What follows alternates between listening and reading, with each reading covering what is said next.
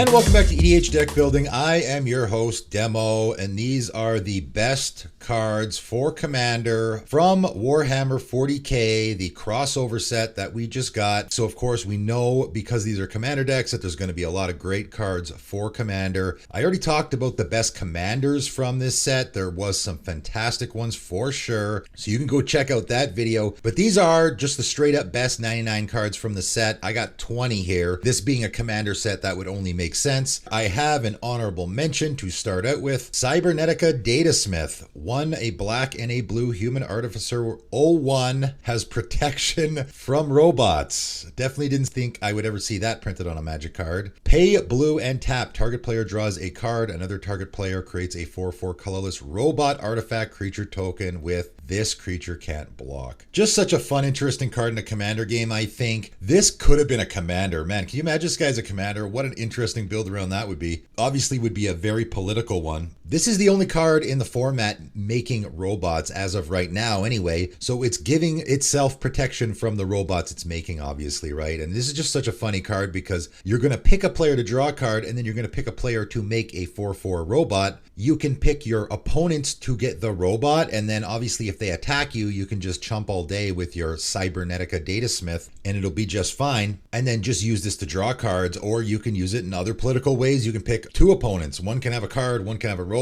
There's just so many neat ways to use this card. I think it's fun and interesting, and I'd love if it sees some play in the Commander format. But coming in at number 20, Venomthrope. 1 green and a blue, Tyrannid 2/2, has flying, death touch, and hexproof. Why am I talking about this card? This is probably not a card that people would see on any best lists. I love creatures like this. This is a very unique combination of abilities, and I've touted Nightveil Predator for a long time now, which has the exact same combination of abilities: flying, death touch, and hexproof. And of course, this card is just a lot easier to cast. This is a fantastic combination here. Flying, death touch, and hexproof means you slap this creature down, and if you've never had Nightveil Predator active in a Commander game, you don't realize how good it can be. It just sits there and it becomes the best blocker imaginable. Your opponent can't use targeted removal on it because it has hexproof, obviously. Flying and death touch means it can block anything, and your opponent isn't going to want to sacrifice their creature to get in for damage. On top of that, it's also a great creature for getting in for damage as well, because it has flying and death touch. Already hard to block. Is your opponent going to want to block your Venomthrope with their giant angel and chance losing it to that death touch? Probably not, right? So it's just fantastic having a creature like this on the battlefield. A great combination of abilities. Coming in at number 19, Resurrection Orb. 2 mana, artifact equipment. Equipped creature has lifelink and has equip 4, but most importantly, when equipped creature dies, return that card to the battlefield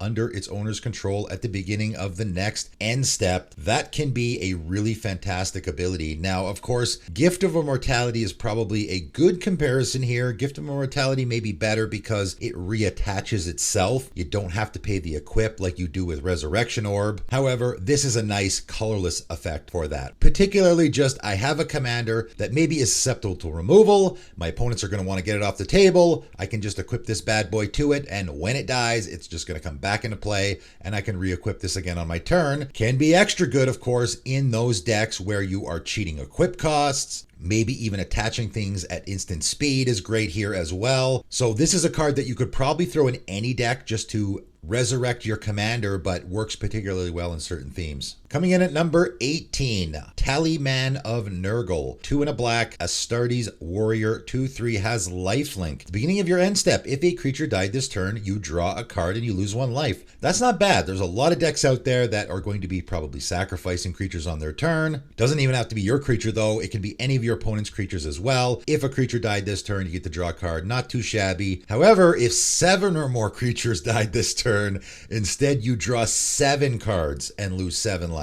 Hoo boy. So that's the part that's probably going to grab a lot of people's attention. I don't know how often you're going to be doing that. It is a possibility, of course. The board wipe scenario doesn't really work here because, of course, your Tallyman of Nurgle will die to the board wipe likely. So it's not going to be around on the end step to draw all those cards. So you're going to have to find a scenario where you're killing lots of other creatures, whether it be I'm sacrificing mine or I'm killing my opponent's creatures as well. Maybe it's a combination of them. Any Grave Pact effect is going to be great here because, of course, every time you sacrifice a creature, all your opponents will as well. So that's 4 creatures dying, and if you can do that one more time, now you are going to get this effect. So just having the at the beginning of an end step, you get to draw a card if a creature died, that's pretty good. It goes in a lot of decks, but the possibility of I get to draw 7 cards can also be really good here as well. This is definitely a card we're going to see in the format. Coming in at number 17, Scepter of Eternal Glory. 4 mana legendary artifact, taps to add 1 mana of any color, and taps to add 3 mana of any one color. Activate only if you control 3 or more lands with the same name. This is one of those cards that I'm like, I wonder how high I'm going to put this on the list because I'm not sure how much play it's actually going to see. I think this is pretty good. So I can make this comparison to Gilded Lotus. Now, Gilded Lotus is 5 mana. It's going to add 3 mana of any color, no stipulations. Some people might think that's better. I can also make the comparison to Thran Dynamo, 4 mana artifact that's going to add 3 colorless mana. Again, no stipulations. Maybe both of those cards are better than this. I still think this is pretty good. Obviously, a 4 mana rock that adds 1 mana of any color isn't very good at all. But in a deck where you are likely going to control 3 or more lands with the same name, in other words, probably a monocolor deck, this is a pretty good mana rock, I think. Coming in at number 16, Talon Jackal. 1 red and a green, human Tyrannid Scout, 2/2 trample haste. Whenever Talon Jackal deals combat damage to a player, you may search your library for a basic land card, put it on the battlefield, tap, then shuffle. Hey, that seems pretty good. So I'm going to make a direct comparison here to Farhaven Elf, a card that I do put in a lot of decks. That is a 3 mana creature that's going to come down. It's only a 1/1. It's going to get me a basic land, put it onto the battlefield tapped. Talon Jackal can do exactly the same thing, right? Now, of course, it's not an ETB. It is a deal damage trigger, but your creature has haste. So it's going to be very easy for you, especially early in the game when ramping is really, really important. I play this guy, 3 mana, he comes down. I just attack whoever's open, go get a land out of my library, put it directly onto the battlefield tapped. So now I have not only accomplished what my Farhaven Elf does, I've also gotten in for 2 damage, and my creature's still on the battlefield and I can keep on attacking with it. So it's very likely that I can get 2 or 3 or even more lands off this guy. And if you're in a deck where you are building around the strategy of getting in for damage, it can be extra good. This guy's going to see a ton of play for sure. Maybe better though, I think, is Sporosist, XX and a green, Tyrannid 00 with Ravenous. So this is the new ability from Warhammer 40K. This creature enters the battlefield with X +1/+1 counters on it. If X is 5 or more, draw a card when it enters. Also has Defender, and when Sporosist enters the battlefield, search your library for up to X basic land cards, put them on the battlefield, tap, then shuffle. I went back and forth between this and Talon Jackal. Which one is better? I don't know. I think maybe this one is, for a number of reasons. Okay, so first of all, let's compare this to Farhaven Elf again, right? Again, I think this is just a strict upgrade. It does have Defender, but so what? I'm probably never going to attack with my Farhaven Elf anyway.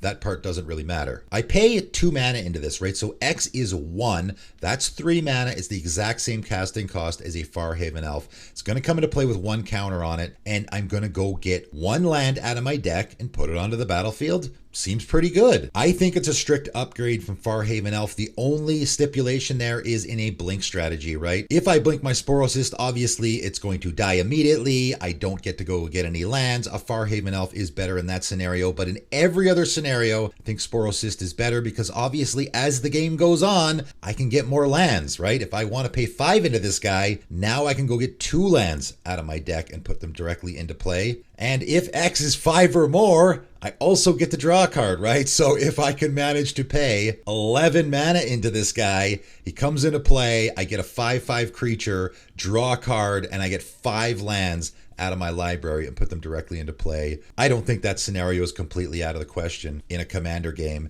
I think this guy's probably a strict upgrade from a lot of those lands creatures, right? The creatures that go get lands when they enter the battlefield. Definitely going to see play in the format, I think. Next up, we have Canoptech Tomb Sentinel. 4 mana artifact creature insect. 4/3 with Vigilance. When Canoptech Tomb Sentinel enters the battlefield from a graveyard, exile up to 1 target non-land permanent and has Unearth 7. So again, we have to make a comparison to a card that is already getting played a lot in the format, which of course is Meteor Golem. It's a 7 mana artifact creature that when it enters the battlefield is going to destroy a non-land permanent. Of course, this one is going to exile, which is better, but you have to get it out of your graveyard, right? And of course, because it has Unearth, you can play this for 4 mana. It can attack, you can chump with it, do whatever you want with it. It goes to your graveyard, and then you can pay the 7 mana, so the same amount of mana you would pay for a Meteor Golem. It enters from your graveyard, and you get to exile a permanent. And heck, why don't we just swing with it as well, because it's got haste. So in most normal decks, I think probably this is better than a Meteor Golem. Again, in the blinking scenario, the Meteor Golem is going to be better, right? Because you can blink it over and over. It's going to keep coming back into play. Blinking obviously doesn't work with the Canoptech Sentinel. However, the graveyard strategy certainly does, right? You don't have to use the Unearth here. You can just put this in any graveyard strategy where you're doing recursion. Guess what? There's a whole lot of decks like that. So in just normal old decks that are looking for an exile effect, because a lot of colors don't have I get to exile any permanent, this effect is going to work great there. But in particular, in any graveyard recursion theme, this is going to be extra good because now I can just recur this guy out of my graveyard. It's going to exile an on-land permanent because it entered from my graveyard, and then I can sacrifice it, do it again if I want to, right? I don't have to use that Unearth ability at all if I don't want to. So this guy can be a replacement for Meteor Golem. It can also just be another option as a Meteor Golem, but also works particularly well in those graveyard themes. Coming in at lucky number 13 is Great Unclean 1, 4 in a black demon 4/5. At the beginning of your end step, each opponent loses 2 life. Hey, that's pretty good. I mean, you could pretty much put that in any deck and it's going to do work for you. Also though, then for each opponent who has less life than you, create a 1/3 black demon creature token named Plaguebearer of Nurgle. That seems pretty good. So even if you just have one opponent with less life than you, you're going to create that 1/3 token, which is pretty decent. If all of your opponents have less life than you, you're going to be spitting out 3 tokens every single turn. That's really good, right?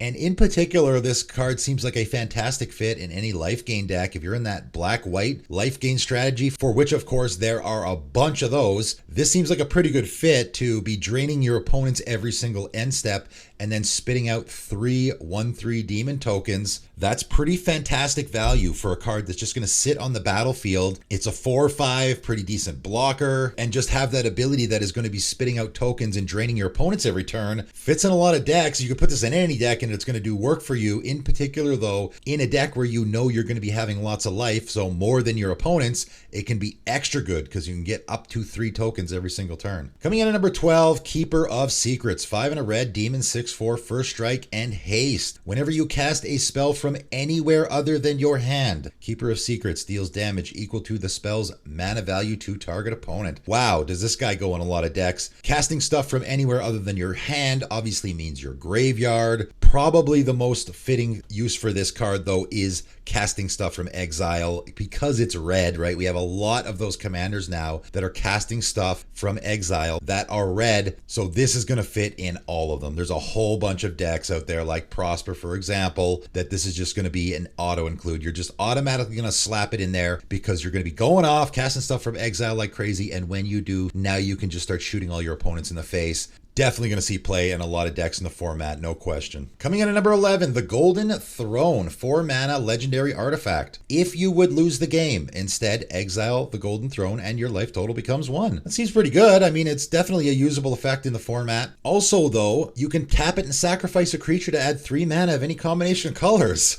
So that's also a very usable ability. So we have 2 abilities that I think are very usable. Particularly, I think this is great in any Aristocrats theme, right? If you plan on sacrificing creatures in your deck at all, this is a pretty good mana rock. It is also just a sack outlet, right? And a lot of sacrifice decks just want that sack outlet. Maybe you even just have a commander that you want to be sacrificing because it has a dice trigger. This can fit great in a lot of those decks. Also, then on top of that, if you happen to lose the game for whatever reason, now you're not going to lose the game and your life total becomes 1.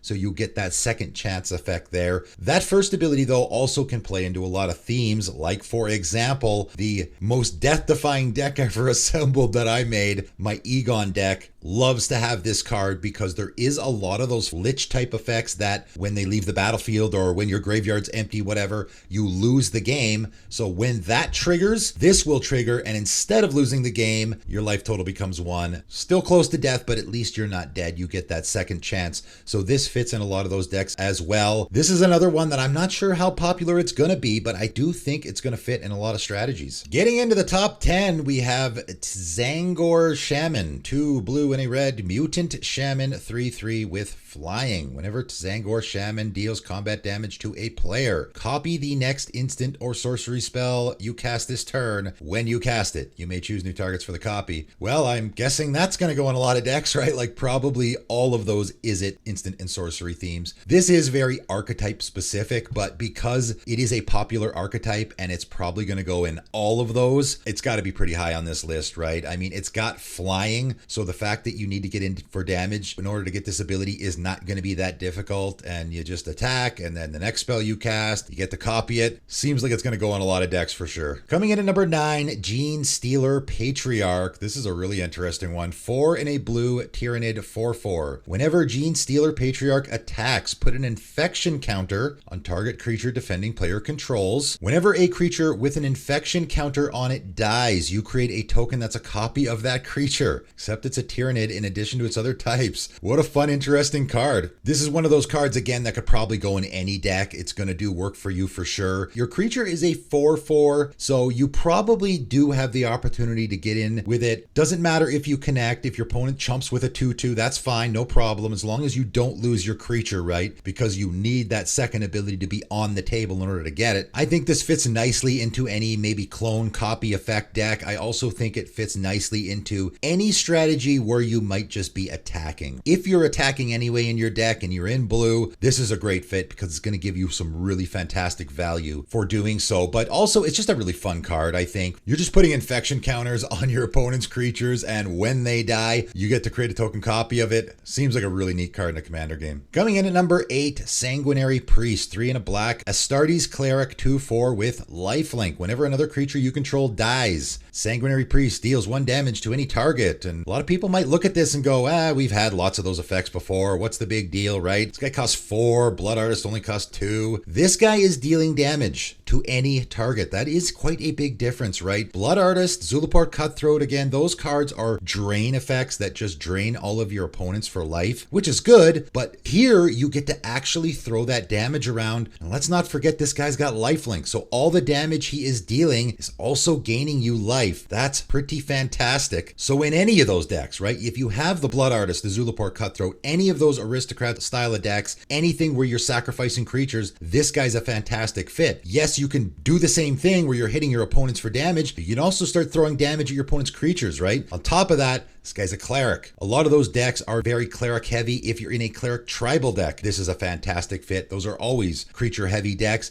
This doesn't have to go on an aristocrats theme. This can go in any creature heavy deck because whenever your creatures are dying, now you're going to get a payoff for it. Great card, I think. It goes in a lot of decks. Coming in at number 7, Exalted Flamer of Zentek. I'm sure I'm saying that wrong. 2 blue and a red, Demon 2/4. At the beginning of your upkeep, return an instant or sorcery card at random from your graveyard to your hand. Whenever you cast an instant or sorcery spell, Exalted Flamer of Zentek deals 1 damage to each opponent. Again, this is very archetype specific, but it's going to go in all those decks. It's just such fantastic value. It's just going to sit on the battlefield. Every single upkeep, you get to return an instant or sorcery to your hand. Great value there. And then every time you cast an instant or sorcery, it's dealing 1 damage to each of your opponents. Just a fantastic fit in all of those Izzet Spellslinger decks. Coming in at number 6, Canoptech Scarab Swarm, 4 mana artifact creature insect 1/1 with flying. When Canoptech Scarab Swarm enters the battlefield, exile target player's graveyard for each artifact or land exiled this way. Create a 1/1 colorless insect artifact creature token with flying. I really like this card. Again, I probably have it a lot higher on my list than a lot of other people do. Maybe a lot of people aren't talking about this card at all. First of all, I love ETB creatures, right? Because we could you get into that blinking strategy, use it over and over and over again. So it works there. I also really love Graveyard Hate. You have to have Graveyard Hate in your decks. I also really love colorless cards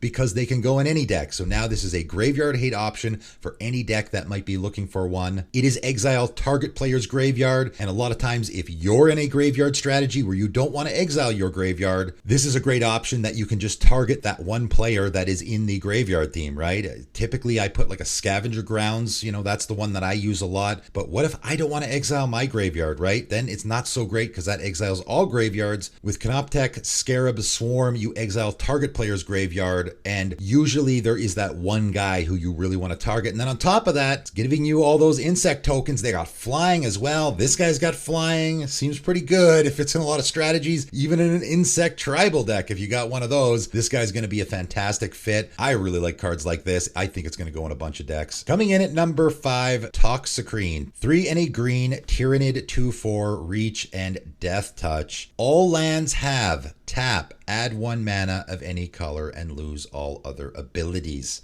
Oh boy, this is a really powerful effect, and that's why I have it so high on the list. Because of what this is doing, affecting all lands in play is a really powerful ability, right? You just think of a Yavimaya or an Urborg. Those cards are so powerful because they affect all the lands in play, and this is doing something similar. Now, you're going to think, why the heck would I want to have all my opponent's lands add 1 mana of any color? Well, you probably don't. What you do want, though, is for those lands to lose all other abilities. That is the part that I think is the most powerful part on here. I mean, obviously you can put this in a deck where you're, in a 5-color deck, and having all your lands add 1 mana of any color is really good for you. You're going to want to do that. This becomes a Chromatic Lantern for you. Becomes a Chromatic Lantern for your opponents as well. Probably going to help you more, though, if you're in that 5-color deck. I think the most significant part of this card, though, is the lose all other abilities part. So now if my opponent has that Cabal Coffers or that Gaia's Cradle, those abilities get shut off, right? They no longer add tons of mana. They only add 1 mana of any color and nothing else. Mazavith now becomes just, I add mana of any color. It can no longer fog your creatures. Glacial Chasm. I mean, just go down the list of the really powerful lands